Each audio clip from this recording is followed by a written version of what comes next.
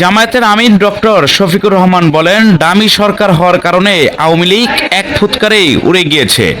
সোমবার বিকেলে ঠাকুরগাঁও জেলা জামায়াতের আয়োজনে সরকারি বালক উচ্চ বিদ্যালয়ের বড় মাঠে কর্মী সম্মেলনে প্রধান অতিথির বক্তব্যে এসব কথা বলেন জামায়াতের আমির ডক্টর শফিকুর রহমান বলেন, আওয়ামী লীগের চ্যাপ্টার ক্লোজ হয়ে গিয়েছে। আওয়ামী লীগের শাসনামলে হওয়া খুন, গুম, লুটপাটের বিচার করে পাচার হওয়া অর্থ দেশে ফেরত আনতে হবে।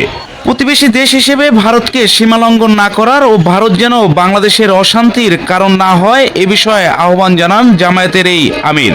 বিশেষ অনুরোধ রাখতে চাই, আমাদেরকে যদি জনগণের কল্যাণে কাজ করতে দেখেন, দেশের কল্যাণে কাজ করতে দেখেন, দিনের কল্যাণে কাজ করতে দেখেন।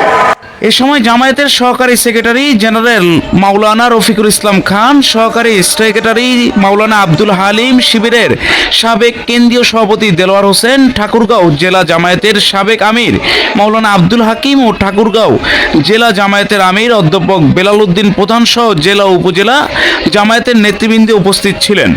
ডেস্ক রিপোর্ট, সংবাদের পাতা।